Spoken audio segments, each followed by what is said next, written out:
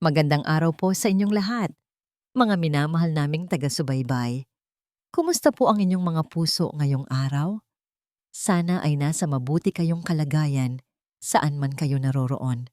Narito na naman tayo para sa isang panibagong kwento na tiyak nakakatok sa inyong mga damdamin at magpapaisip sa inyo kung hanggang saan ang kaya niyong isakripisyo. Sabi nila, ang taong gipit sa patalim kumakapit. Pero paano kung ang patalim na yon ay ang mismong taong kinatatakutan ng lahat? Paano kung ang tanging paraan para maisalba ang buhay ng iyong ina ay ang ibenta ang iyong dangal sa isang bilyonaryong walang puso? Handa ka bang maging asawa sa papel kapalit ng buhay ng iyong pamilya? Halina't simulan natin ang kwento ni Dalisay at ang kanyang mapanganib na desisyon. Ito ang unang kabanata, ang halik ng desperada. Babasagin na sana ng cellphone pa ni Dalisay ang katahimikan ng staff room pero mabilis niya itong sinagot bago pa man ito makaistorbo sa iba. Ang kamay niya ay nanginginig habang idinidikit ang telepono sa kanyang tainga. Mula sa kabilang linya, ang boses ng doktor ay parang hatol ng kamatayan. Miss Agos, kailangan na nating operahan si Nanay Biyaya ngayong gabi. Bumigay na ang isa niyang kidney. Kung hindi tayo makakakuha ng down payment na 500,000 bago mag-alas 8, mapipilitan kaming ilipat siya sa charity ward kung saan, alam mo na ang mangyayari. 500,000. Para kay Dalisay, ang halagang yon ay parang bituin sa langit. Kitang-kita, pero hindi kailanman maabot. Napaupo siya sa sahig, sa tabi ng mga sako ng sibuyas at patatas. Ang amoy ng mantika at sabon ay humahalo sa kanyang pagkahilo. Dok! Parang awa niyo na po. Garalgal ang kanyang boses, pinipigilan ang paghagulgol. Gagawan ko po ng paraan. Huwag niyo pong pababayaan ang nanay ko. Parang awa niyo na. Binaba niya ang telepono. Tuyo na ang kanyang mga mata. Ubos na ang luha niya. Ang natitira na lang ay takot. Isang malamig at matalim na takot na sumasakal sa kanya. Dalisay? Ano na? VIP table 5. Kanina pa naghihintay ng tubig. Ang sigaw ng manager ay nagbalik sa kanya sa realidad. Pinunasan niya ang muka, inayos ang gusot na uniforme, at huminga ng malalim. Kailangan niyang magtrabaho. Kailangan niyang ngumiti kahit na ang mundo niya ay gumuguho na. Sa labas ng dining area, ang liwanag ng mga kristal na chandelier ay nakakasilaw. Ang mga tao dito ay ibang-iba sa kanya. Amoy pabango, mamahalin ang mga damit, at ang mga problema nila ay tila napakalayo sa bituka at gamot. Dala ang pitsel ng tubig, lumapit si Dalisay sa VIP table 5. Nakaupo doon ang isang ginang na puno ng alahas, si Doña Maharlika. Ang aura nito ay nakakatakot, pero may halong lungkot. At sa harap niya, nakaupo ang isang lalaking tila inukit mula sa yelo. Si Kislap Makiling. Kilala siya sa buong syudad. Ang CEO ng Makiling Group. Gwapo, matikas, pero ang mga mata ay walang emosyon. Para siyang isang bundok na hindi kayang tibagin ni numan. Habang naglalagay ng tubig si Dalisay, narinig niya ang usapan. Kislap, anak, maawa ka naman sa akin. Pakiusap ni Doña Maharlika. Ang lolo hukom mo, tinototoo ang banta niya. Tatanggalan ka niya ng mana at ibibigay ang kumpanya sa mga pinsan mo kung hindi ka magpapakasal bago matapos ang buwan. Kailangan mo lang ng asawa, kahit sino. Ma, malamig na sagot ni Kislap, hindi man lang tumitingin sa ina. Alam mong ayoko sa mga babaeng mukhang pera. Lahat sila, pare-pareho lang. Gusto lang nila ang apelyido natin. Pero anak, biglang tumunog ulit ang cellphone ni Dalisay sa kanyang bulsa. Isang text message to Dalisay from Hospital Content Code Blue. Si Nanay, kailangan na ng pirma at bayad mo ngayon din. Nanigas si Dalisay, Code Blue. Ibig sabihin, agaw buhay na ang nanay niya. Tumingin siya sa paligid, walang tutulong sa kanya. walang milagro ang babagsak mula sa langit. Tumingin siya kay Kislap, ang lalaking naghahanap ng asawa para maisalba ang mana. Tumingin siya kay Doña Maharlika, ang inang desperada. At sa isang iglap, may nabuong plano sa isip ni Dalisay. Isang baliw, mapanganib, at nakakahiyang plano. Kung kailangan ni Kislap ng asawa para sa pera, at kailangan niya ng pera para sa buhay ng nanay niya, bakit hindi? Wala nang oras para mag-isip, wala nang oras para sa hiya. Ang dangal? Hindi yon makakapagpagamot sa nanay niya. Huminga ng malalim si Dalisay. Binitawan niya ang pitsel sa mesa nang medyo padabog. Ang tunog ng baso ay kumuha sa atensyon ng mag-ina. Tumingala si Kislap. Nakakunot ang noo. Handa ng pagalitan ang waitress na lampa. Pero bago pa siya makapagsalita, humakbang si Dalisay palapit sa kanya. Mabilis, determinado. Hinawakan ni Dalisay ang mukha ng bilyonaryo gamit ang dalawang kamay. Naramdaman niya ang pagkagulat nito, ang init ng balat nito. Tinitigan niya ito sa mata, mga matang madilim at malalim. "Patawarin mo ako," bulong ni Dalisay sa isip niya. At sa harap ng buong restaurant, sa harap ng namimilog na mata ni Doña Maharlika, hinalikan ni Dalisay si Kislap sa labi. Hindi ito halik ng pag-ibig. Ito ay halik ng isang taong kumakapit sa patalim. Madiin, nanginginig, at puno ng desperasyon. Nanigas si Kislap. Ang buong restaurant ay tumahimik. Parang huminto ang oras. Nang humiwalay si Dalisay, habol niya ang kanyang hininga. Nakita niya ang galit na unti-unting namumuo sa mukha ni Kislap. Ang mga kamao nito ay nakakuyom na. Handa na siyang itulak o ipadampot sa gwardya. Kailangan niyang panindigan ito. Kailangan niyang itaya ang lahat. Tumingin si Dalisay kay Doña Maharlika, tapos binalik ang tingin kay Kislap at pinalakas ang boses para marinig ng lahat. "Kislap, panagutan mo naman ako." Umiiyak na sigaw ni Dalisay. Ang mga luha ay totoo, galing sa takot para sa ina. "Panagutan mo ang batang dinadala ko. Huwag mo kaming talikuran." Isang malutong na katahimikan ang bumalot sa paligid. Ang mukha ni Kislap ay namula sa pinaghalong gulat at poot. Tumayo siya. Ang kanyang tangkad ay lalong naging nakakatakot. "Anong sinabi mo?" Sigaw ni Kislap. Ang boses ay parang kulog. "Hindi kita kilala. Sino ka?" Akmang hahawakan na ni Kislap ang braso ni Dalisay para kaladkarin palabas. Nang biglang, "Ha ha ha ha!"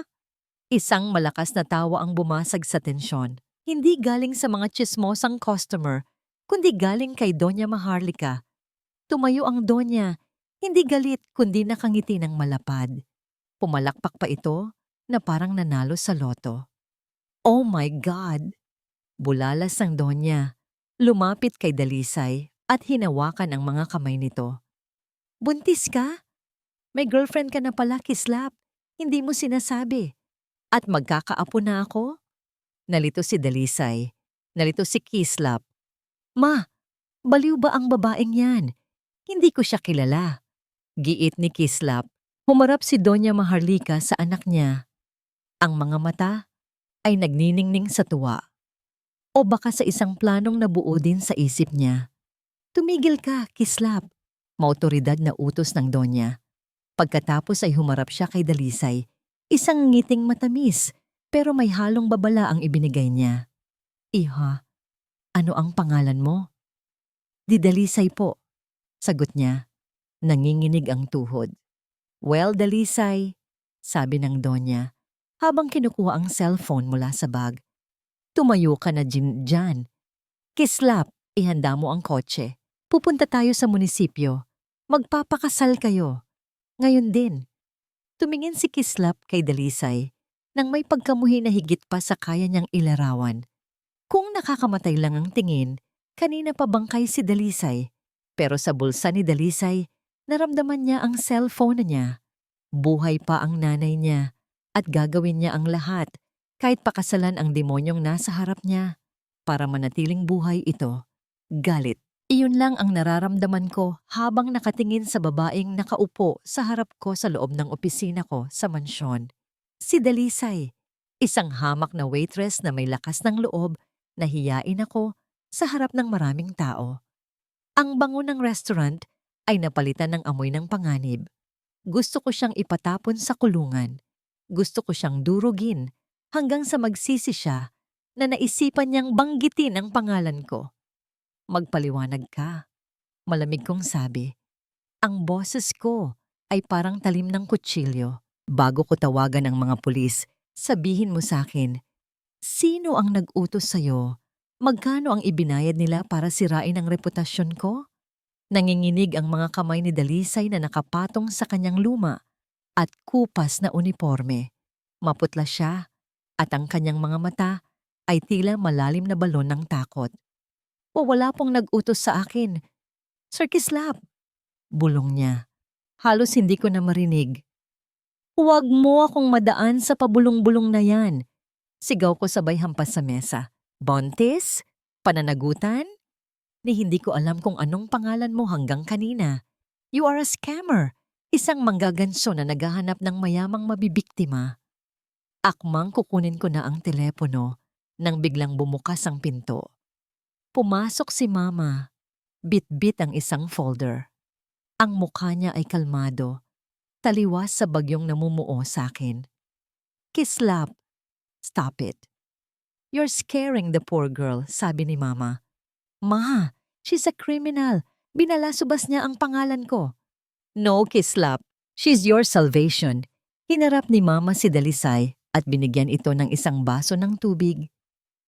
Iha, alam ko ang totoo. Alam kong hindi ka buntis at alam ko rin kung bakit mo ginawa yon. Tumingin si Dalisay kay Mama. Gulat na gulat. Paano niyo po nalaman? Narinig kita sa staff room kanina. Ang tungkol sa nanay mo, ang tungkol sa operasyon. Lumapit si Mama sa akin at ibinaba ang folder sa harap ko. Kislap, ito na ang hinahanap natin. Isang babaeng walang koneksyon sa mga kalaban natin. Desperada at kailangan ng proteksyon natin. Mas mabuting siya ang ipakilala nating asawa mo kaysa sa mga babaeng pinipili ni Lolo Hukom para manmanan ka. Hindi ako makapaniwala. Gusto niyo talagang pumatol sa kasinungalingan ng babaeng ito? Hindi ito kasinungalingan, Kislap. Ito ay business. Sagot ni Mama. Hinarap ko si Dalisay. Tinitigan ko siya mula ulo hanggang paa. Maganda siya, oo. May kakaibang ningning sa kanyang mga mata sa kabila ng dumi ng kanyang suot. Pero para sa akin, isa lang siyang oportunista. Gusto mo ng pera, di ba? Tanong ko sa kanya. Magkano ang buhay ng nanay mo? Napayo ko si Dalisay. Nakita ko ang pagpatak ng luha niya sa sahig. 1,000,000 po para sa operasyon at kailangan ko rin po ng pang-maintenance at pambayad sa mga utang sa Bombay. Kinuha ko ang isang checkbook mula sa drawer ko. Mabilis akong sumulat. 10 million pesos, sabi ko habang iwinawaгаyway ang tseke sa harap niya. Nakita ko ang panlalaki ng kanyang mga mata. 10 million, higit pa sa kailangan niya. Higit pa sa kikitain niya sa buong buhay niya bilang waitress. Pero sa isang kondisyon, dagdag ko. Pipirma ka sa kontratang ito. Magiging asawa kita sa loob ng 1 taon. Susunod ka sa lahat ng gusto ko. Walang pakialaman sa buhay. At higit sa lahat, hinding-hindi mo ako iibigin. Dahil sa oras na matapos ang kontrata, kukunin mo ang pera mo at maglalaho ka na parang bula. Maliwanag? Lumapit si Dalisay sa mesa. Nanginginig ang kanyang kamay habang inaabot ang panulat. Bakit niyo po ito ginagawa? Tanong niya habang nakatingin sa dokumento. Galit kayo sa akin, di ba? Dahil kailangan ko ang katahimikan mula sa lolo ko. At ikaw? Ikaw ang pinakamurang presyo para sa kalayaan ko. Mapait kong sabi. Pipirma ka ba? O hahayaan mong mamatay ang nanay mo ngayong gabi? Mariing kinagat ni Dalisay ang kanyang labi. Nakita ko ang sakit sa kanyang mukha. Ang sakit ng isang taong kailangang ibenta ang kanyang dangal para sa mahal sa buhay. Mabilis siyang pumirma. Dalisay agos. Pagkatapos, kinuha niya ang tseke. Parang ginto itong hinawakan niya, yakap-yakap sa kanyang dibdib. Salamat po na Sir Kislap, sabi niya habang humihikbi. Huwag mo akong pasalamatan, sabi ko habang tumatayo at inaayos ang aking suit. Mula ngayong gabi, pagmamay-ari na kita. You are Mrs. Kislap Makiling, isang pekeng asawa sa isang pekeng pagsasama. Eksaktong pagkatapos niyang pumirma, tumunog ang cellphone niya. Sinagot niya ito ng mabilis. Hello? Doc? Opo, opo. Papunta na po ang bayad. Opo. Sige po, simulan niyo na ang operasyon. Salamat sa Diyos. Nakahinga siya ng malalim. Napasandal siya sa upuan, parang nabunutan ng tinik. Pero nang tumingin siya sa akin, nakita ko ang takot. Alam niyang nailigtas niya ang nanay niya, pero alam din niyang pumasok siya sa isang impyerno na ako ang hari. Magbihis ka, utos ko sa kanya. May kwarto ka na sa taas. Bukas na bukas, ipapakilala kita sa pamilya. At siguraduhin mong magaling kang umarte, Dalisay. Dahil kapag nalaman ni Lolo Hukom na peke ito, hindi lang pera ang mawawala sa'yo. Sisiguraduhin kong pati ang buhay mo ay kukunin ko. Iniwan ko siyang mag-isa sa opisina. Habang naglalakad ako palayo, may kakaibang kaba sa dibdib ko. Hindi ko alam kung bakit pero ang halik niya sa restaurant kanina, tila hindi maalis-alis sa isip ko. Ano man ang mangyari, hinding-hindi ko palalambutin ang puso ko sa babaeng ito. Isang transaksyon lang ito. Isang laro. Hindi ako nakatulog ng maayos sa unang gabi ko sa mansyon ng mga Makiling.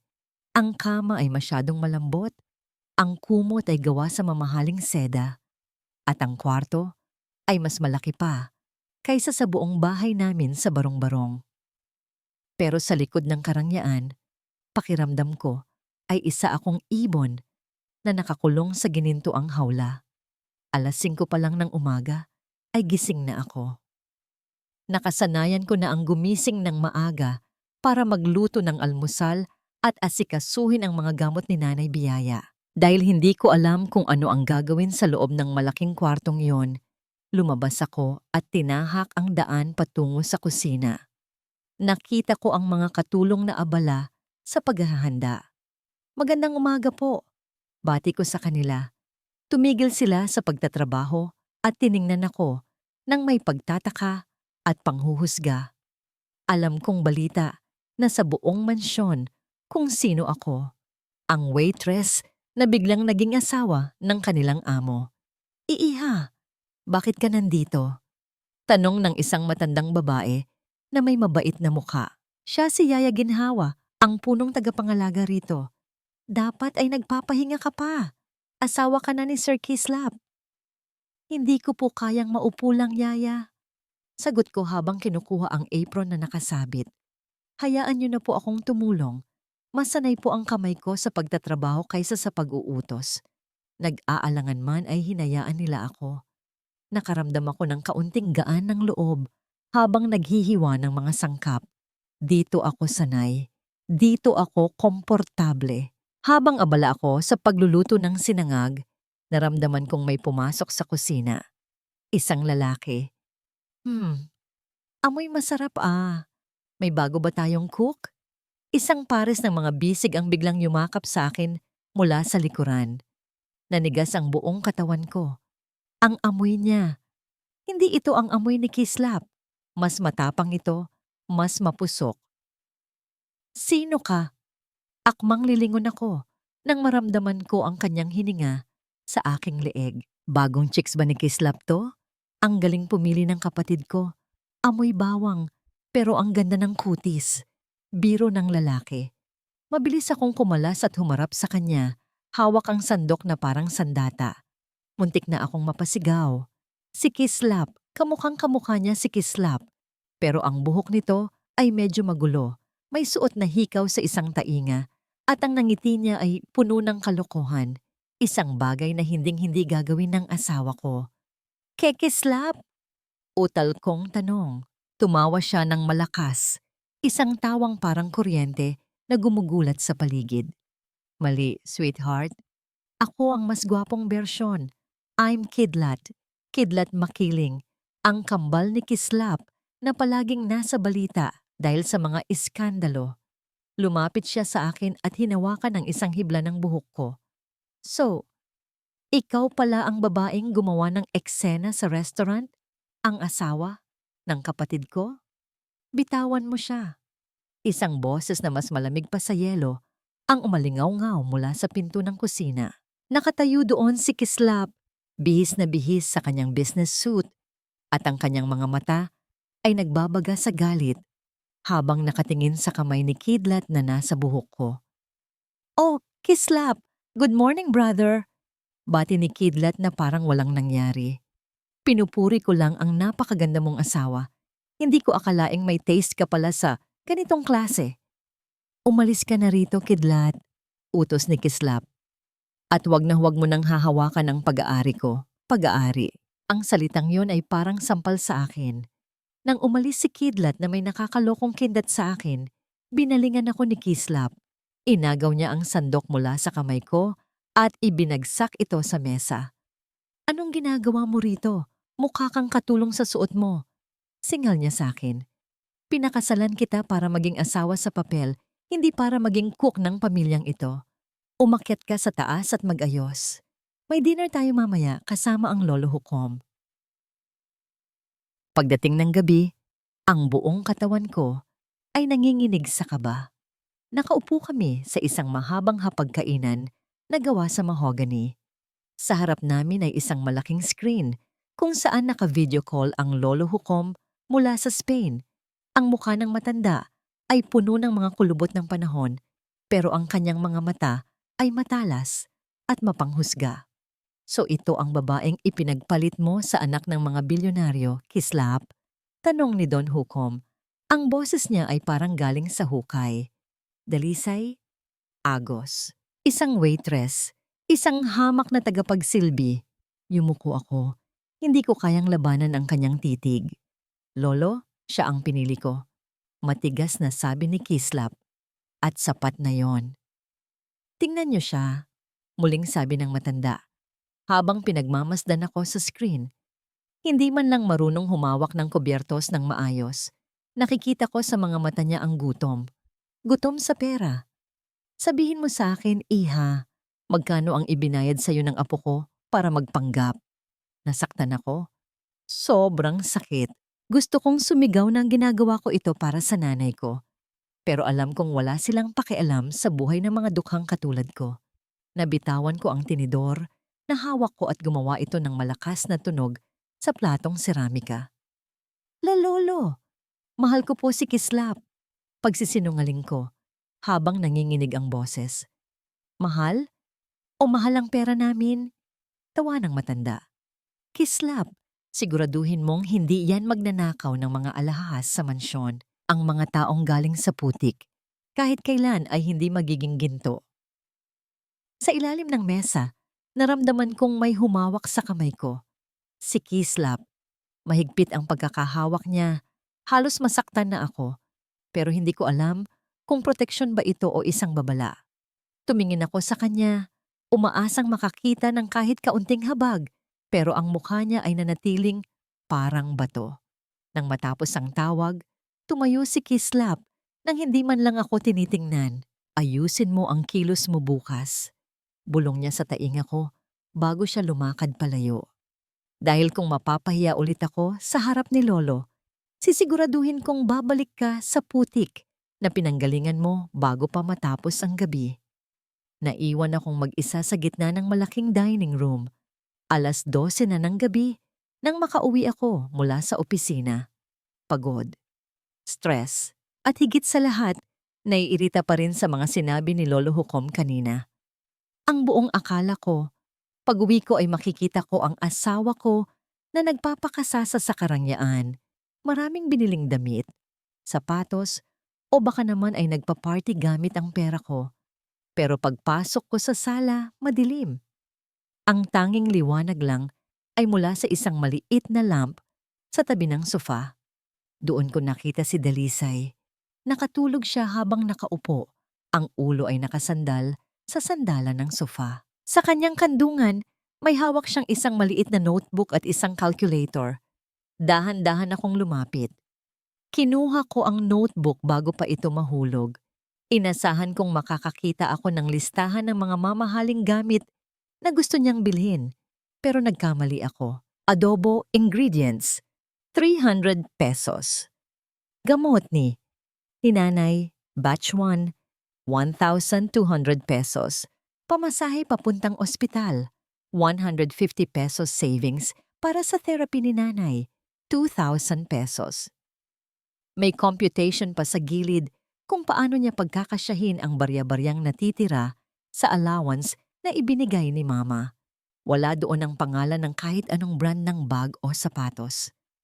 Tinitigan ko ang mukha niya habang tulog. Walang makeup, mukhang pagod na pagod. Sa unang pagkakataon, hindi waitress na mapangahas ang nakikita ko, kundi isang babaeng pasan ang mundo para sa kanyang ina. Bakit ba napakasimple mo? Bulong ko sa sarili ko. Biglang kumulo ang tiyan ko. Isang matalim na sakit ang gumuhit mula sa sikmura ko hanggang sa dibdib.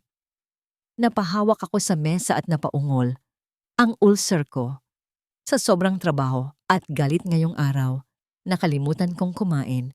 Sir Kislap, nagising si Dalisay. Mabilis siyang tumayo at lumapit sa akin nang makita niyang namimilipit ako sa sakit. Sir, anong nangyayari?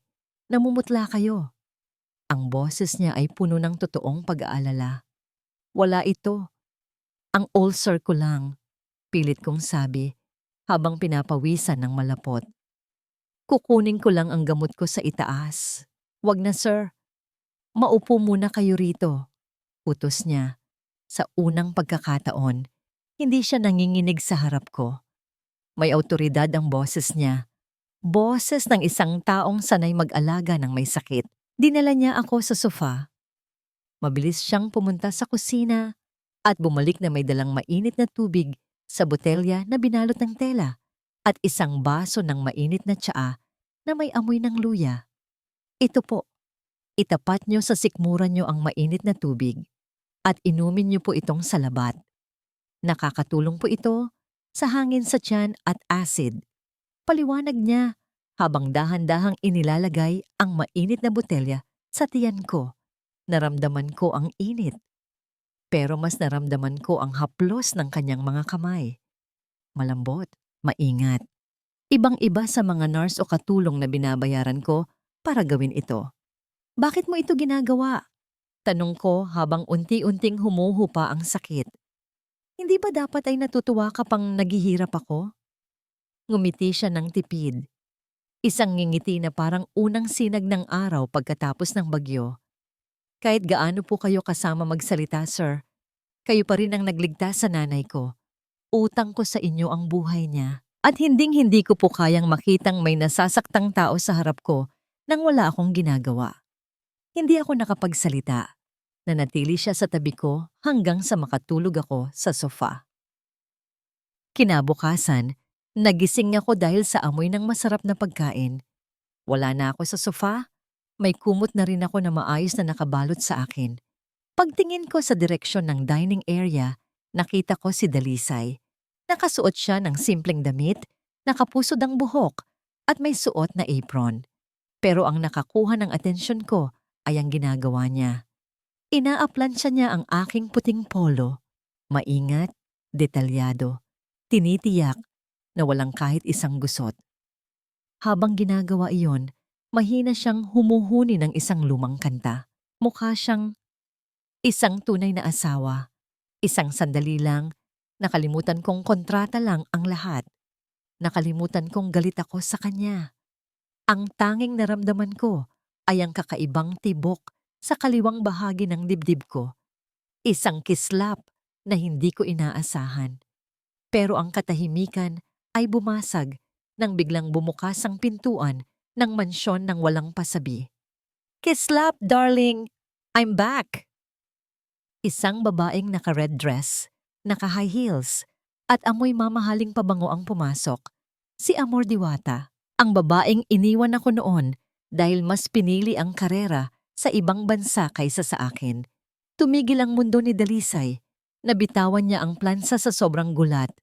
Tiningnan ni Amor si Dalisay mula ulo hanggang paa nang may pandidiri. Pagkatapos ay humarap siya sa akin at tumawa ng mapait. So ito ba ang balitang narinig ko? Ito ba ang pinalit mo sa akin, Kislap? Turo ni Amor kay Dalisay. Isang hamak na katulong? Oh wait, don't tell me siya ang asawa mo. Humarap ako kay Amor, pero bago pa ako makapagsalita, lumapit si Amor kay Dalisay at dinuro ito sa noo. Hey girl, I don't know what spell you cast on Kislap, but you should know your place. Pagpapatuloy ni Amor habang dinuduro ang noo ni Dalisay. Kislap doesn't marry trash. He just plays with it. Magkano ba ang binayad niya sa'yo para magpanggap na asawa? 1,000,000? 2? Oh honey, kulang yan para sa kahihiyang aabutin mo. Naraamdaman ni Dalisay ang panliliit. Ang plansang hawak niya ay tila bumigat ng 100 kilo. Yumuko siya, hindi makasagot. Pero bago pa muling makapagsalita si Amor, naramdaman ni Dalisay ang isang malakas at mainit na bisig na pinalibot sa kanyang balikat. Amor, enough. Malamig na sabi ni Kislap. Hinila ni Kislap si Dalisay palapit sa kanya, isang protektibong kilos na nagpatalon sa puso ng babae. Tumingin si Kislap kay Amor nang may talim na mas matindi pa sa dati. Huwag mong pagsalitaan ng ganyan ang asawa ko sa loob ng bahay ko. Dalisay is not trash. She is a makiling now. At kung balak mong manatili rito para sa business meeting natin mamaya, matuto kang rumespeto. Kung hindi, malawak ang pinto, Amor. Alam mo kung nasaan ang labas. Namutla si Amor sa gulat. Hindi niya akalaing ipagtatanggol ni Kislap ang isang waitress. Padabog siyang umalis patungo sa sala, habang si Dalisay naman ay naiwang nakatitig kay Kislap. Salamat po, Sir Kislap, bulong ni Dalisay. Huwag kang magpasalamat. Seryosong sabi ni Kislap habang binibitawan ang balikat niya. Ginawa ko yon para sa reputasyon ko. Ayusin mo na yung ginagawa mo. May bagyong paparating, Dalisay, at si Amor pa lang ang simula. Buong hapon akong hindi mapakali. Nanatili si Amor sa mansyon dahil may kailangan daw silang pirmahang kontrata ni Kislap para sa isang merger. Pero kahit saan ako magpunta, nararamdaman ko ang kanyang mga mata. Mapanghusga, matalas, at tila may binabalak na masama. Yaya Ginhawa, kailangan ko lang po sanang kuhanin ang bag ko sa staff room. Sabi ko sa matandang yaya. Nandoon po kasi ang listahan ng mga gamot na bibilhin ko para kay nanay. Sige na, iha. Kami na ang bahala rito sa merienda ni na Sir Kislap. Nakangiting sagot ni Yaya. Naglakad ako patungo sa silid kung saan inilalagay ang mga gamit ng mga kasambahay. Dahil hindi pa naman ako sanay na tawaging Donya, mas komportable ako sa lugar na yon. Kinuha ko ang luma at kupas kong bag. Pero pagbukas ko ng zipper, may isang bagay na kuminang sa loob.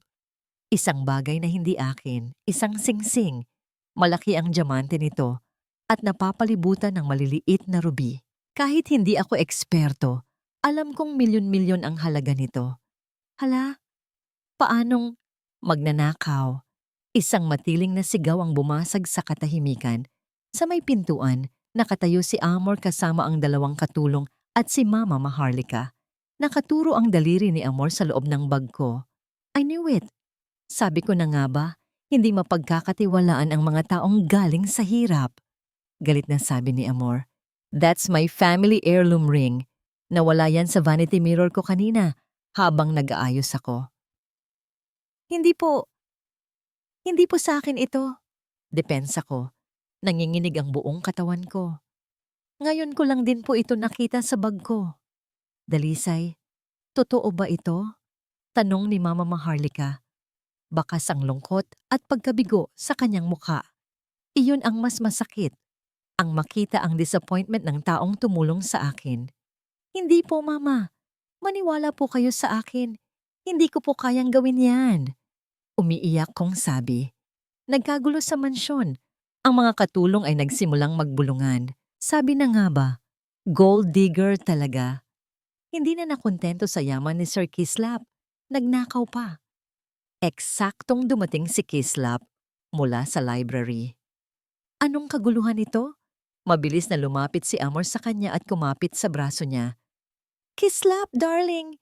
Your wife stole my ring. Look, it's right there in her cheap bag. I want to call the police. Tumingin sa akin si Kislap. Ang kanyang mga mata ay walang mababasang emosyon. Lumapit siya sa akin at kinuha ang singsing mula sa bag ko. Itinaas niya ito sa tapat ng ilaw. Dalisay, tawag niya sa pangalan ko. Ang boses niya ay malalim. Nagnakaw ka ba? Tumingala ako sa kanya, kahit na labis ang takot ko. Sir Kislap, alam niyo po ang totoo. Kahit mahirap lang kami, kailanman ay hindi ako kumuha ng hindi sa akin. Pinaghirapan ko ang bawat pisong pambili ng gamot ni nanay. Hindi ko po yan ninakaw. Nagkaroon ng mahabang katahimikan. Parang tumigil ang paghinga ko habang naghihintay ng hatol niya. Inaasahan ko nang itatapon niya ako palabas. Inaasahan ko nang tatawag siya ng pulis para tapusin na ang lahat. Kislap, ano pang hinihintay mo? Udyok ni Amor. Tawagan mo na ang mga pulis. Pakasalan mo ba ang isang magnanakaw? Dahan-dahang lumingon si Kislap kay Amor. Pagkatapos, binalik niya ang tingin sa singsing. Splash! Lahat kami ay napasinghap. Itinapon ni Kislap ang singsing sa loob ng aquarium na puno ng matatalas na bato at makakapal na halaman sa gilid ng sala. Kislap, what are you doing? Sigaw ni Amor, halos maghisterya. Amor, panimula ni Kislap, ang boses ay puno ng kapangyarihan. Kung kailangan ng asawa ko ng singsing, bibilhan ko siya ng 10 mas mahal pa rito. Hindi niya kailangang magnakaw ng alahas na galing sa'yo. But she took it. It was in her bag. Exactly. Malamig na ngiti ni Kislap. Masyadong halata, Amor. Ang asawa ko ay matalino. Kung magnanakaw man siya, sisiguraduhin niyang hindi ito mahahanap sa isang lumang bag na madaling makita ng kahit sino. Isang amateur lang ang gagawa ng ganoong klaseng frame-up. Lumingon si Kislap sa mga katulong. Sino sa inyo ang pumasok sa staff room bago pumunta rito si Dalisay?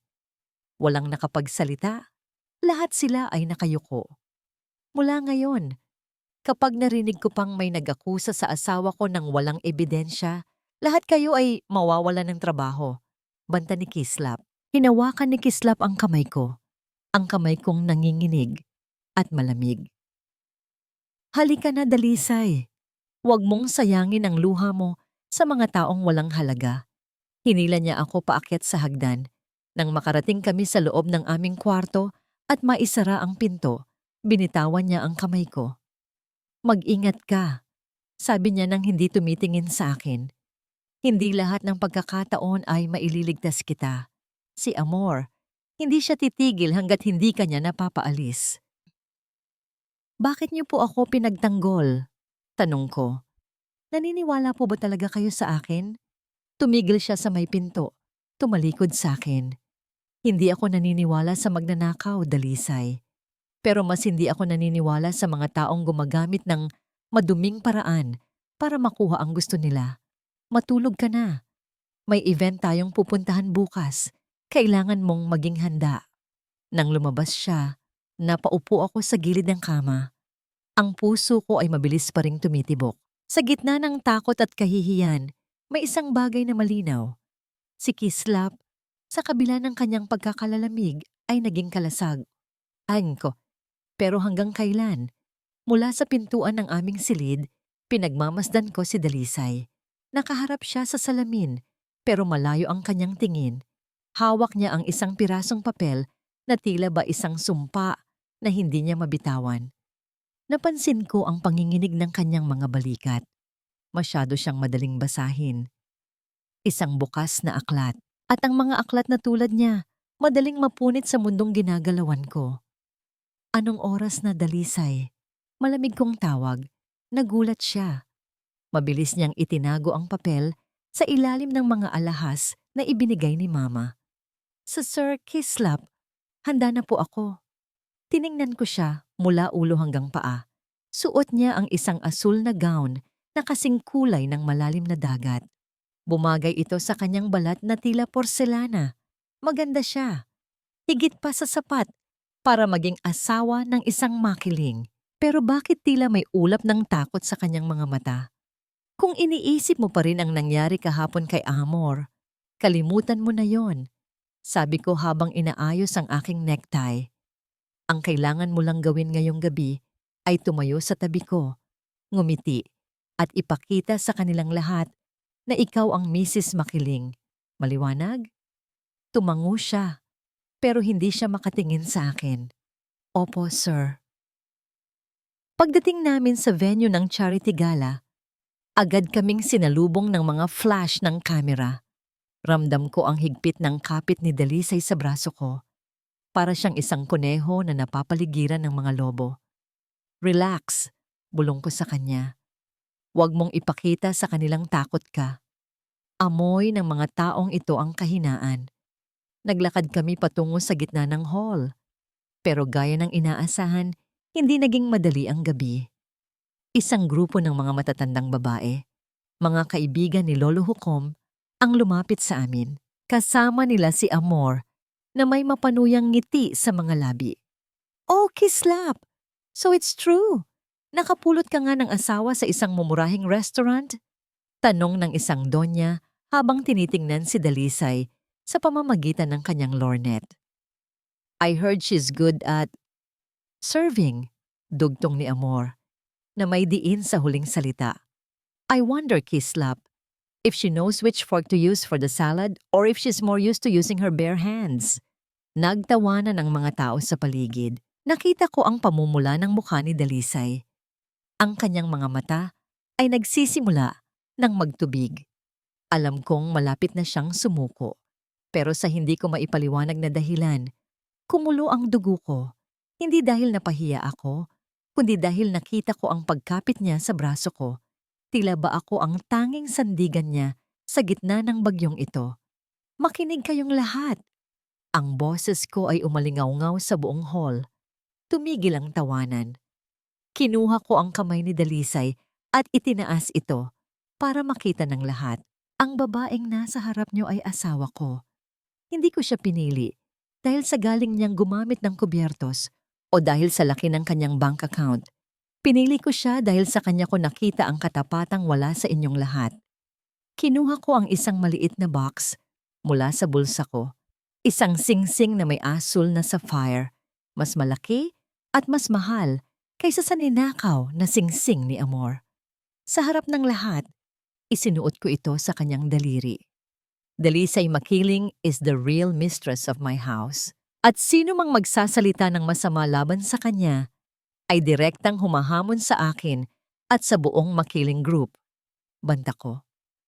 Natahimik ang lahat. Ang mukha ni Amor ay naging kasing putla ng pader. Hinila ko si Dalisay palayo sa kanila, diretso sa labas ng hall, patungo sa parking lot. Sa loob ng kotse, tahimik kami. Nang makarating kami sa mansyon, diretso kaming pumasok sa aming kwarto. Sa sobrang pagod at emosyon, parang nawalan na ng lakas si Dalisay. Pagpasok namin sa kwarto, agad na humarap si Dalisay sa bintana, nakatingin sa malayo. Rinig ko ang kanyang mabibigat na hininga. Pagkatapos ng lahat ng nangyari sa gala, ang pahiya, ang pagtatanggol ko, at ang singsing, alam kong puno ang isip niya. Dalisay, tawag ko. Hindi siya lumingon. Sa halip, dahan-dahan niyang itinaas ang kanyang kamay para abutin ang zipper sa likod ng kanyang gown. Pero dahil sa panginginig at sa hirap ng posisyon, hindi niya ito maabot. Tulungan na kita, sabi ko habang naglalakad palapit sa kanya. Ramdam ko ang pagpihit ng kanyang katawan. Tila naging estatwa siya nang lumapit ako. Hinawakan ko ang zipper. Bahagyang nadikit ang mga daliri ko sa kanyang mainit na balat. Napansin ko ang maliit na panginginig ng kanyang balat sa bawat haplos ko. Dahan-dahan kong ibinaba ang zipper. Habang lumalabas ang hubad niyang balikat, parang tumigil ang mundo ko. Ang bango niya, amoy sampagwita at malinis na tubig, ay mas lalong nagpabilis sa tibok ng puso ko. Bakit niyo po ginawa yon? Bulong niya. Ang boses ay basa ng luha. Bakit niyo po ako ipinagtanggol sa harap nila? Bakit niyo po ako binigyan ng singsing na ito? Kontrata lang naman ng lahat, di ba? Pinaharap ko siya sa akin. Hawak ko ang kanyang magkabilang balikat. Tinitigan ko ang kanyang mga mata na puno ng katanungan at sakit. Dalisay, makinig ka. Seryoso kong sabi. Maaring nagsimula ito sa papel. Maaring nagsimula ito sa desperasyon. Pero sa loob ng bahay na ito at sa harap ng mga taong gustong umapi sa'yo, asawa kita at ayokong may tinatapakan na sa akin. Hindi mo kailangang magmakaawa para sa respeto dahil ibibigay ko yon sa'yo. Pero, hindi po ako kabilang sa mundo nyo. Hikbi niya. Hinawakan ko ang kanyang baba at iniangat ito. E di gagawa tayo ng sarili nating mundo. Isang mundo na walang pakialam ang Lolo Hukom o si Amor. Hindi ko alam kung ano ang pumasok sa isip ko, pero sa sandaling iyon, ang tanging gusto ko lang ay patahanin siya. Dahan-dahan akong yumuko at hinalikan siya sa noo. Isang matagal at mapayapang halik. Naramdaman ko ang pagkapit niya sa aking suit. Hindi siya lumayo. Sa halip, isinandal niya ang kanyang ulo sa aking dibdib. Nang gabing iyon, sa unang pagkakataon, hindi kami natulog sa magkabilang dulo ng kama. Inihiga ko siya ng maingat at tumabi ako sa kanya. Hinila ko siya palapit sa akin at niyakap ng mahigpit. Dito ka lang, bulong ko habang nilalaro ang kanyang buhok. Walang mananakit sa'yo habang nasa tabi kita. Sa gitna ng kadiliman, naramdaman ko ang kapayapaan na matagal ko nang hindi nararada. Nakatulog kami na magkayakap, isang peking kasal, pero isang napakatotoong damdamin. Ang saya ay tila isang panaginip na mabilis naglaho nang sumapit ang umaga. Pagising ko, wala na sa tabi ko si Kislap. Ang tanging naiwan ay ang amoy ng kanyang pabango sa unan ko. Babangon na sana ako nang marinig ko ang isang malakas na kalabog mula sa ibaba. Kasunod nito, ang boses na nagpapatayo ng balahibo ko. Nasaan ang babaeng yan? Nasaan ang hampas lupang lumason sa isip ng apo ko? Mabilis akong nagbihis at bumaba. Sa gitna ng sala, nakatayo ang isang matandang lalaki na may hawak na tungkod. Ang kanyang mukha ay puno ng puot. Si Don Hukom. Hindi na siya nasa video call. Nandito na siya, sa mismong harapan ko. Lolo Hukom, bulong ko habang nanginginig ang tuhod. Huwag mo akong matawag-tawag na lolo. Sigaw niya sabay hampas ng tungkod sa sahig. Ikaw ba ang dalisay na yan? Ang babaeng pumatol sa apo ko para sa 10 milyon. Milyon? Nanigas ako. Paano niya nalaman ang tungkol sa pera? Akala mo ba ay hindi ko malalaman? Tawa ng matanda. Isang tawang puno ng pangungutya. Alam ko ang bawat dumi ng pamilyang ito. Alam ko na binayaran ka lang ni Kislap para magpanggap. At alam ko rin ang tungkol sa nanay mong nakaratay sa ospital. Lumapit siya sa akin. Ang dulo ng kanyang tungkod ay itinutok niya sa aking dibdib. Makinig ka, iha. Ang mga makiling ay para sa mga makiling lang. Hindi ka nababagay dito. Kung ayaw mong mamatay ang nanay mo dahil sa kakulangan ng pambayad sa ospital, aalis ka sa bahay na ito ngayon din. Pero, may kasunduan po kami ni Kislap. Pagmamatigas ko, kahit na natatakot ako. Kasunduan? Ngumisi si Don Hukom. Kislap is a businessman. Ginamit ka lang niya para makuha ang mana niya. At ngayong nakuha na niya ang gusto niya, itatapon ka rin niya. Pero ako, bibigyan kita ng pagkakataon. Umalis ka na. At hinding-hindi ko ipapatigil ang suporta sa nanay mo. Manatili ka. At sisiguraduhin kong wala ng ospital sa bansa na tatanggap sa kanya. Bumagsak ang balikat ko. Ito na ang kinakatakutan ko. Ang buhay ng nanay ko laban sa nararamdaman ko para kay Kislap. Eksaktong dumating si Kislap mula sa labas. Nakita niya ang eksena. Mabilis siyang lumapit at humarang sa gitna namin. Lolo, anong ginagawa niyo rito? Galit na tanong ni Kislap. Inaayos ang kalokohang sinimulan mo, Kislap. Sagot ng matanda. Piliin mo, Apo, ang kumpanya, ang yaman, at ang apelyido natin, o ang babaeng ito na walang ibang alam, kundi ang manghingi ng pera. Humarap si Kislap kay Don Hukom. Nakita ko ang tensyon sa kanyang panga. Lolo, asawa ko siya. Hindi niyo siya pwedeng palayasin. Asawa? Tumawa si Don Hukom. Sabihin mo sa kanya ang totoo, Kislap. Sabihin mo sa kanya na ang kasunduan niyo ay para lang makuha mo ang kontrol sa kumpanya. Sabihin mo sa kanya na kapag namatay ako, hihiwalayan mo rin siya. Tumingin ako kay Kislap. Umaasang sasabihin niyang hindi totoo yon. Pero nanahimik siya. Ang kanyang pananahimik ay parang 1,000 kutsilyo na sumasaksak sa puso ko. Kislap, totoo ba? Tanong ko sa kanya. Halos hindi lumalabas ang boses ko. Dalisay, hindi ganon yon. Mag-uusap tayo, sabi ni Kislap. Pero hindi niya maitanggi ang sinabi ng kanyang lolo. Maliwanag na ang lahat, sabi ni Don Hukom habang nakatingin sa akin. Umalis ka na bago ko pa maisipang bawiin ang alok ko para sa nanay mo. Tumingin ako kay Kislap sa huling pagkakataon. Ang lalaking akala ko ay magliligtas sa akin ay ang lalaki ring gumamit sa akin para sa kanyang kapangyarihan. Hindi niyo na kailangang magsalita, Sir Kislap. Sabi ko, habang pinapahid ang aking luha. Nakuha ko na ang kailangan ko. Salamat sa 10 milyon. Salamat sa pagligtas sa nanay ko. Pero tama ang lolo niyo. Hindi ako nababagay dito. Tinalikuran ko sila at tumakbo ako paakyat sa kwarto para kunin ang luma kong bag. Wala akong kinuha na kahit anong alahas o damit na binili ni Kislap.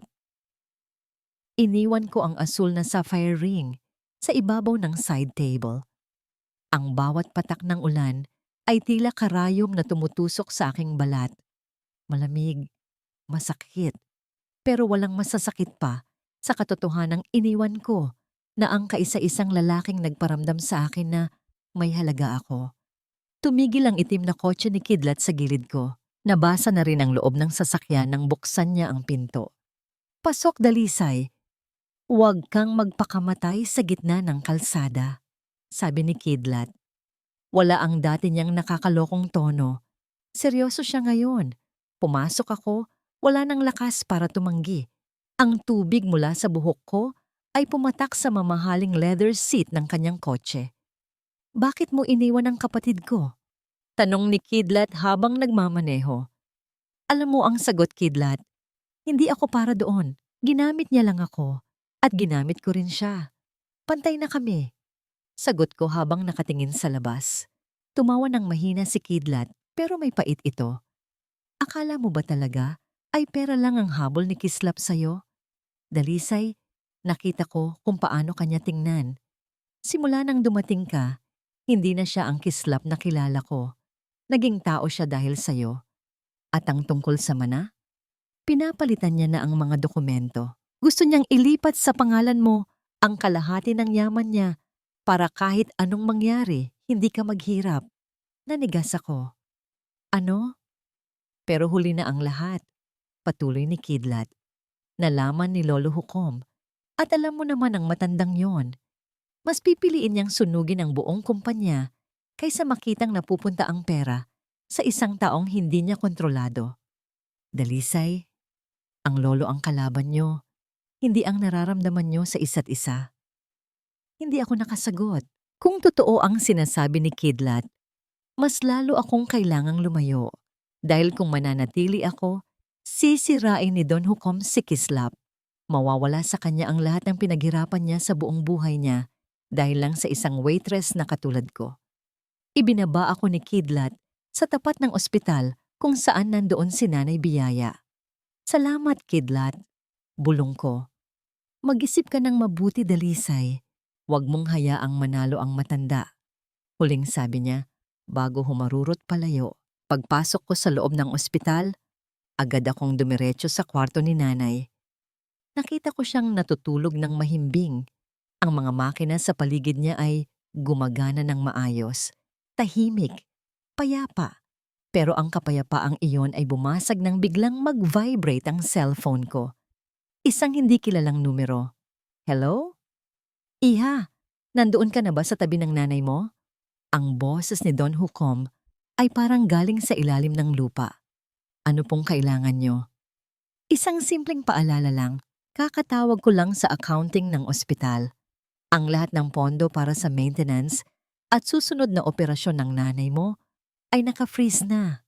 Sa isang utos ko lang, ititigil nila ang mga makina. Alam mo ang kailangan mong gawin para hindi iyan mangyari. Nabitawan ko ang cellphone ko sa sahig. Nanginginig ang buong katawan ko sa galit at takot. Ang matandang ito, talagang wala siyang kaluluwa. Dalisay? Isang boses ang tumawag sa akin mula sa pinto. Si Kislap. Basa rin siya ng ulan. Ang kanyang mga mata ay puno ng pag-aalala, pagsisisi, at isang emosyong hindi ko kayang pangalanan. Lumapit siya sa akin at hinawakan ang aking mga kamay. Salamat sa Diyos. Nahanap din kita. Dalisay, bumalik ka na. Huwag kang maniwala sa lolo. Aayusin ko ang lahat. Iiwan ko ang kumpanya. Iiwan ko ang yaman. Basta kasama kita. Pagsusumamo ni Kislap. Ito na yon. Ito na ang sandaling kailangan kong maging matatag. Para kay nanay. Para sa kinabukasan ni Kislap. Dahan-dahan kong binawi ang kamay ko. Pinilit kong gawing matigas ang aking mukha. Pinilit kong patayin ang apoy sa aking mga mata at palitan ito ng lamig. Sir Kislap, anong ginagawa niyo rito? Tanong ko. Ang boses ko ay walang kabuhay-buhay. Dalisay, anong sir? Ako ito, ang asawa mo. Asawa sa papel. Tawa ko ng mapait. Sir, tapos na ang laro. Nakuha ko na ang 10 milyon. Milyon. Nailigtas ko na ang nanay ko. Bakit pa ako babalik sa bahay niyo? Para maging alila ulit? Para hiyain ng lolo niyo? Hindi totoo yan, hindi totoo yan. Alam kong mahal mo ako, Dalisay. Naramdaman ko yon. Sigaw ni Kislap. Sinusubukan akong abutin muli. Mahal? Humalakhak ako. Kahit na ang puso ko ay unti-unti nang nadudurog. Sir, waitress ako. Sanay akong umarte para sa tip. Ganoon din ang ginawa ko sa'yo. Akala mo ba ay totoo yung mga gabi na nag-aalaga ako sa'yo? Ginawa ko lang yon para masiguradong hindi mo babawiin ang tseke. At ngayong nasa bangko na ang pera, wala na akong dahilan para manatili sa tabi mo. Nakita ko ang pagguho ng mundo sa mga mata ni Kislap. Ang lalaking matikas at makapangyarihan ay tila biglang naging maliit sa harap ko. Ang sakit sa kanyang mga mata ay sapat na para mamatay ako sa konsensya. Hindi ka nagsasabi ng totoo. Bulong niya. Umalis ka na, Kislap. Sabi ko habang nakatalikod sa kanya. Huwag mo na kaming gambalain ni nanay. Mayaman ka na. Humanap ka ng babaeng kapantay mo. Kaming mga mahihirap, pera lang ang kailangan namin. At nakuha ko na yon sa'yo. Narinig ko ang kanyang mga hakbang palayo. Mabigat, mabagal. Bawat hakbang niya ay parang pako na ibinabaon sa kabaong ng aming pag-ibig. Nang marinig ko ang pagsara ng pinto, doon lang ako bumagsak sa sahig. Niyakap ko ang sarili ko habang humahagulhol ng walang tunog. Patawarin mo ako, Kislap. Patawarin mo ako. Paulit-ulit kong bulong sa hangin. Lumabas ako ng ospital para kumuha ng hangin. Kailangan kong magpakatatag. Pero habang naglalakad ako, patungo sa kalsada para pumara ng taxi, bigla akong nakaramdam ng matinding pag-ikot ng paligid. Ang sikmura ko ay tila binaliktad. Napahawak ako sa isang poste at napauka. Isang matinding pagsusuka ang dumating sa akin. Kahit wala naman akong kinain, napahawak ako sa aking tiyan. Isang kakaibang kaba ang bumalot sa akin. Hindi ito dahil sa pagod. Hindi ito dahil sa ulan. 3 buwan. Sabi nila, ang 3 buwan ay sapat na para makalimot ang isang tao. Pero para sa akin, ang bawat araw ay parang isang taon ng paghihirap. Matapos ang aksidenteng muntik nang kumuha sa buhay ko, noong gabing mabalitaan kong iniwan na ako ni Dalisay para sa pera, ay tila naging bato na ang puso ko. Bumalik ako sa pagiging Ice King ng makiling group. Mas malupit, mas walang pakialam. "Sir, kailangan niyo pong kumain," sabi ni Kidlat habang inilalapag ang isang paper bag sa mesa ko. Galing yan sa isang sikat na karinderya sa Pulang Lupa. Pinilahan ko pa yan dahil sabi nila, ang adobo nila ay parang luto ng isang anghel. Wala akong gana. Sagot ko nang hindi tumitingin sa kanya. Kahit isang subo lang, brother, para sa kalusugan mo. Dahil sa kulit ni Kidlat, binuksan ko ang lalagyan. Agad na sumabog ang bango ng bawang at suka na may halong tamis. Kumunot ang noo ko. Ang amoy na ito. Hindi pwedeng magkamali. Kumuha ako ng isang subo. Sa isang sandali, bumalik ako sa kusina ng mansyon. Naalala ko ang gabi noong inaalagaan ako ni Dalisay habang masakit ang ulcer ko. Ang timplang ito ay sa kanya lang. "Saan mo binili ito?" Sigaw ko kay Kidlat. "Sa Pulang Lupa, sir. Lutong bahay ni Diwa ang pangalan." Hindi na ako nag-aksaya ng panahon. Kinuha ko ang susi ng kotse at humarurot ako patungo sa lugar na yon. Hindi ko alam kung ano ang gagawin ko pagkakita sa kanya. Sasabunutan ko ba siya dahil sa panloloko? O luluhod ako para magmakaawa? Pagdating ko sa maliit na stall, nakita ko siya.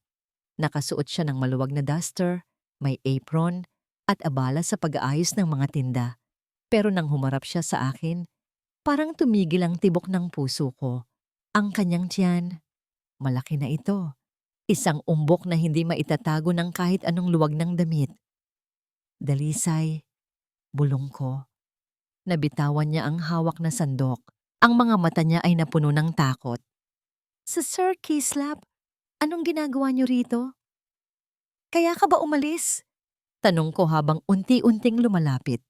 Ang galit ko ay muling nag-alab. "Kaya ka ba nagsabi ng mga masasakit na salita dahil may dala kang bata? Sabihin mo sa akin, Dalisay, kaninong anak yan? Kay Kidlat ba? O sa kung sinong lalaking binayaran mo gamit ang pera ko? Huwag niyong bastusin ang anak ko," sigaw ni Dalisay habang nakahawak sa kanyang tiyan. "Wala na kayong pakialam sa amin." "May pakialam ako dahil naging asawa kita." Hinablot ko ang braso niya. "Sabihin mo ang totoo. Sino ang ama? Bitawan niyo ako. Nasasaktan ako." Pamumutla ni Dalisay. Bago pa siya makasagot, biglang nanghina ang kanyang mga tuhod. Namuti ang kanyang mga mata at tuluyan siyang nawalan ng malay sa aking mga bisig. Nagising ako sa pamilyar na amoy ng ospital. Pero sa pagkakataong ito, hindi ako ang nagbabantay. Ako ang binabantayan. Dahan-dahan kong iminulat ang aking mga mata at nakita ko si Kislap na nakaupo sa tabi ng kama ko. Ang kanyang hitsura ay gulo-gulo. Ang kanyang mga mata ay mapula. Hawak niya ang isang pirasong papel. "Dalisay." Ang boses niya ay basag. "Bakit hindi mo sinabi?" "Ang ano?" Mahina kong tanong. Ipinakita niya sa akin ang resulta ng ultrasound. Ang sabi ng doktor, 4 na buwan na ang bata. Ibig sabihin, noong nasa mansyon pa tayo, noong gabing magkasama tayo bago tayo maghiwalay, yumuko ako at nagsimulang umiyak. "Wala na yung saysay, Kislap. Pinili ko ang buhay ni nanay. Sinabi ng lolo mo na papatayin niya ang nanay ko. Kung hindi ako lalayo sa'yo, wala akong choice." Eksaktong bumukas ang pinto at pumasok si Doña Maharlika.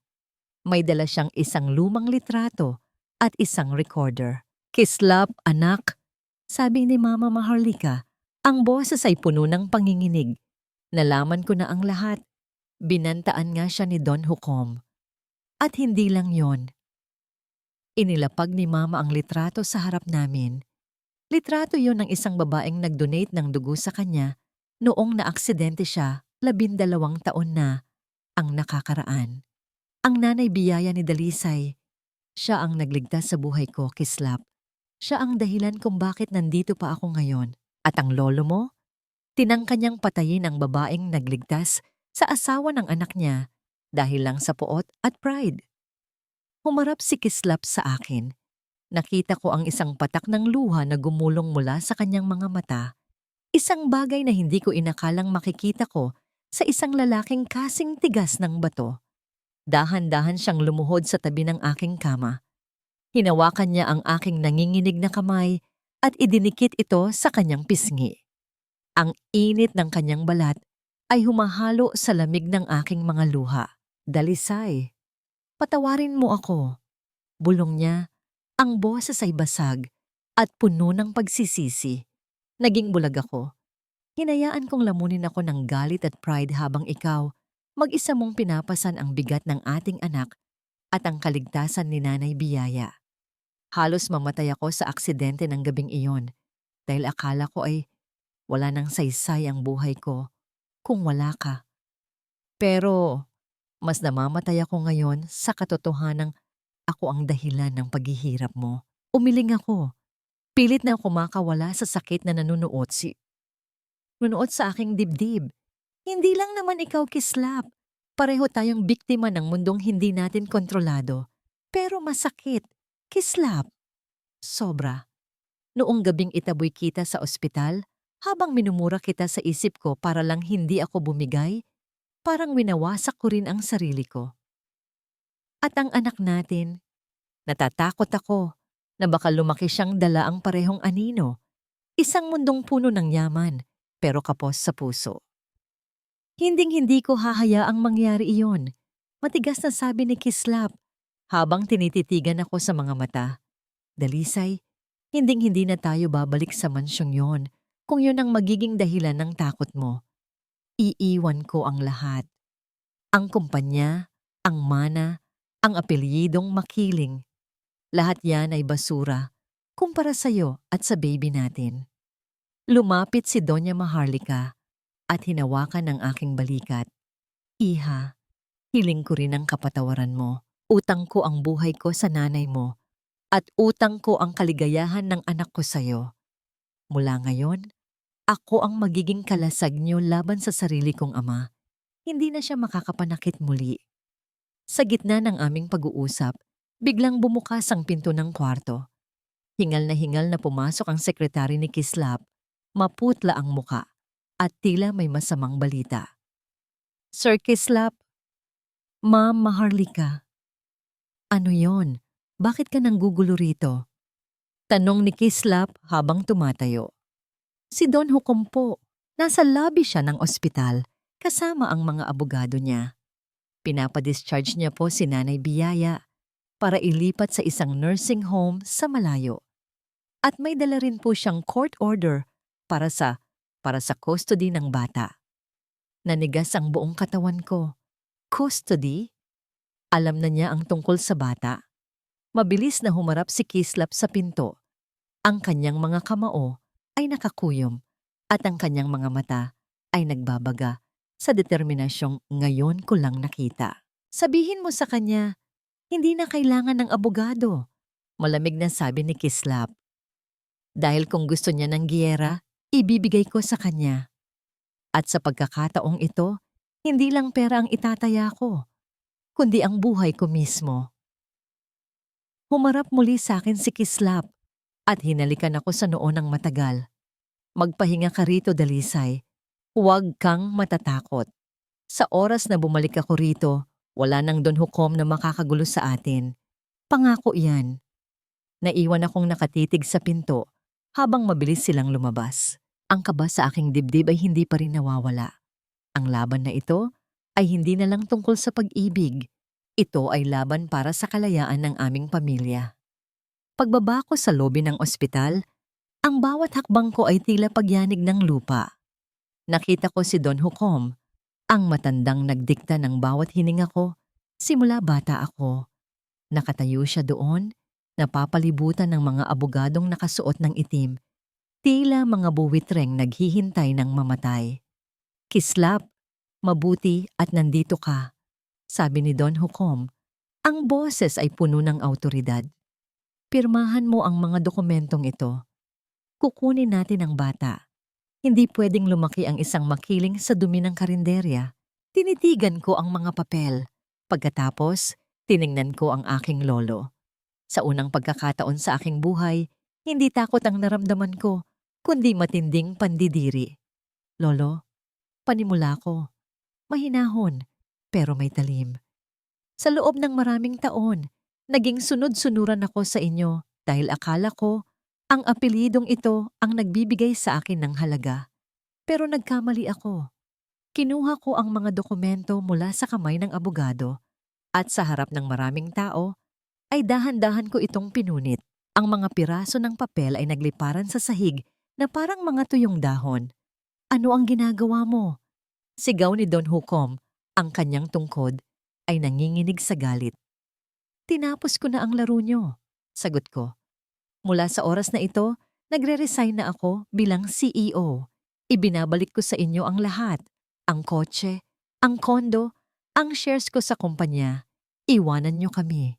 Dahil kung hindi, ilalabas ko sa media ang lahat ng ebidensya ng pagmamanipula nyo sa buhay ng mga tao. At alam nyo kung gaano kalaki ang galit ng publiko sa mga mapang-aping tulad nyo. Namutla ang matanda. Hindi niya akalain na itatapon ko ang bilyong-bilyong halaga para sa isang babaeng tinawag niyang hampas lupa. Iniwan ko siyang tulala sa lobby at bumalik ako sa itaas. Pero hindi ako pumasok sa kwarto ni Dalisay bilang isang CEO. Pumasok ako bilang si Kislap, ang lalaking nagmamahal sa kanya. 2 linggo ang lumipas. Nakalabas na si Dalisay sa ospital at bumalik sa kanyang maliit na apartment sa baryo Pulang Lupa. Sinubukan niyang muling buksan ang kanyang maliit na tindahan kahit nahirap na siyang kumilos dahil sa laki ng kanyang tiyan. Isang umaga, habang nag-aayos siya ng mga lamesa, isang pamilyar na kotse ang huminto. Pero hindi ito ang mamahaling sports car ko. Isang simpleng lumang van ito. Bumaba ako na suot ang isang plain na t-shirt at maong. Wala na ang relo kong nagkakahalaga ng milyon. Anong ginagawa niyo rito, Sir Kislap? Tanong ni Dalisay. Halata ang gulat at pag-aalinlangan sa kanyang mga mata. Wala na ang Sir, Dalisay. Ngumiti ako ng tipid. Naghahanap ako ng trabaho. Balita ko, kailangan niyo ng dishwasher at taga-deliver dito sa karinderya niyo.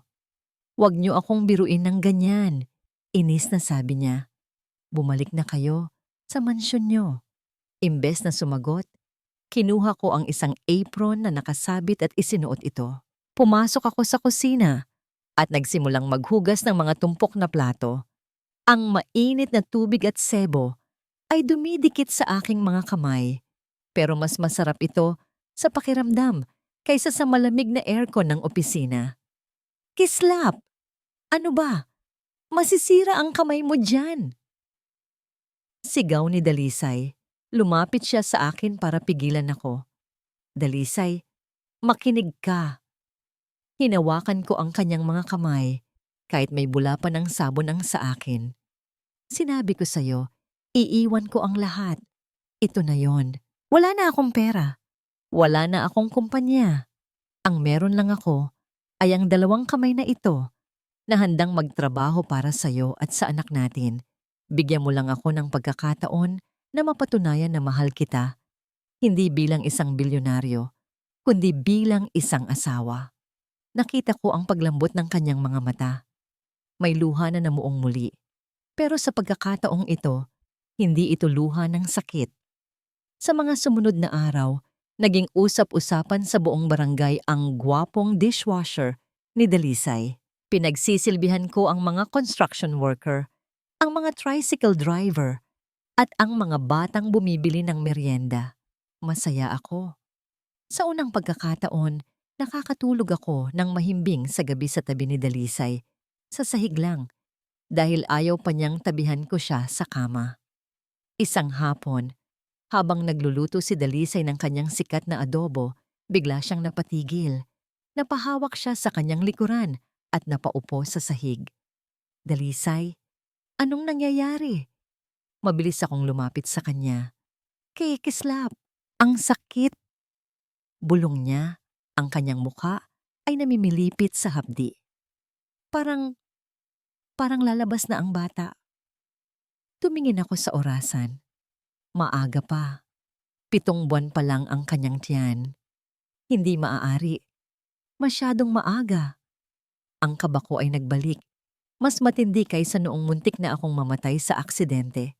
Kidlat, ihanda mo ang van. Ngayon din.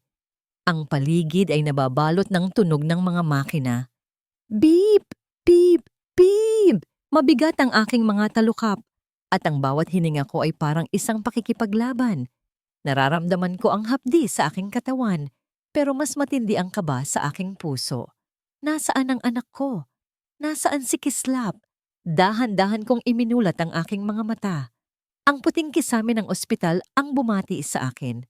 Pero sa gilid ng aking paningin, nakita ko ang isang figura na nakayuko, mahigpit na nakahawak sa aking kamay. Kislap! Halos pabulong kong tawag.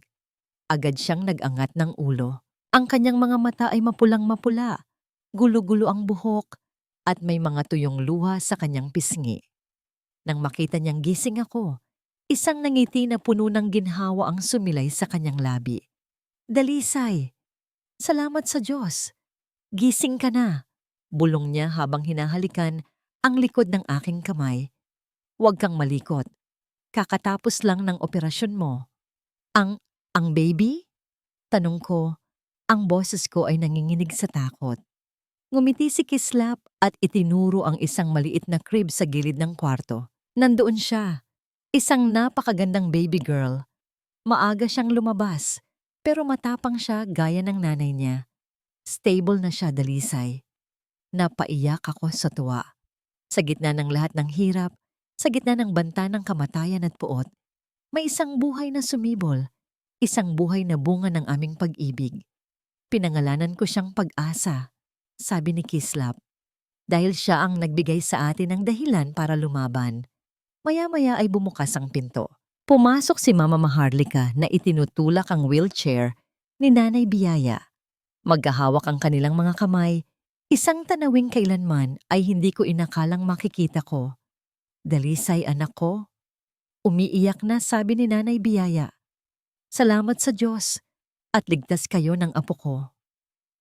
Lahat tayo ay ligtas na, Biyaya, sabi ni Mama Maharlika habang nakatingin sa akin ng may pagmamahal. Pero ang mas lalong nagpagulat sa akin ay ang taong nakatayo sa likuran nila. Si Don Hukom, wala na ang kanyang dating matikas na tindig. Nakasandal siya sa kanyang tungkod at ang kanyang mga mata ay wala ng bahid ng puot, kundi pagsisisi. Dahan-dahan siyang lumapit sa paanan ng aking kama. Dalisay, ang boses ng matanda ay mahina na. Sa loob ng maraming taon, naging bilanggo ako ng sarili kong pride.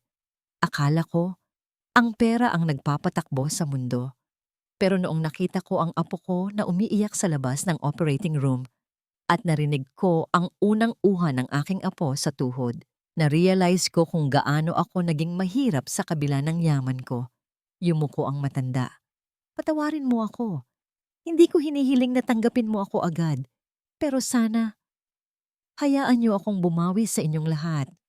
Tumingin ako kay Kislap. Tumango siya sa akin. Ipinapahiwatig na nasa akin ang desisyon. Ang lahat po ay may pagkakataong magbago. Don Hukom, mahina kong sabi. Para sa kapayapaan ng anak ko, pinapatawad ko na po kayo. 1 taon ang lumipas. Ang sikat ng araw ay masaya sa labas ng aming bagong restaurant. Hindi na ito isang maliit na stall sa eskinita. Ito na ang Kalinaw at Pag-asa Restaurant. Isang malaking kainan sa gitna ng lungsod na pinupuntahan ng lahat, mayaman man o mahirap. Wala nang dishwasher na bilyonaryo dahil si Kislap ay bumalik na sa kumpanya. Pero sa pagkakataong ito, siya na ang nagpapatakbo nito ng may puso. At tuwing weekend, narito siya, nakasuot ng apron, tumutulong sa akin sa pag-aayos ng mga lamesa. Nakita ko si Pag-asa na naglalakad-lakad na sa garden habang binabantayan ni Nanay Biyaya at Doña Maharlika. Si Kidlat naman ay abala sa pakikipaglaro sa bata, parang isang isip bata ring tiyuhin. Lumapit sa akin si Kislap mula sa likuran at niyakap ako ng mahigpit. Ipinatong niya ang kanyang baba sa aking balikat. Naaalala mo ba noong unang gabi sa restaurant? Bulong niya. Alin doon? Yung hinalikan kita sa harap ng lahat para lang makakuha ng pera? Tawa ko. Oo, yon. Ngumiti si Kislap at hinarap ako sa kanya. Salamat sa halik na yon, Dalisay. Dahil doon, natutunan kong ang tunay na yaman ay hindi nabibilang sa dami ng zero sa bank account, kundi sa dami ng ngiti sa loob ng tahanan. Hinalikan niya ako ng matamis, isang halik na hindi nadala ng desperasyon, kundi ng isang pangakong walang hanggan sa gitna ng tawanan ng aming pamilya. Alam ko na sa wakas, nahanap na namin ang aming langit sa lupa. Isang pamilyang hindi matitinag dahil ang pundasyon namin ay hindi ginto, kundi ang wagas na pag-ibig at pagpapatawad.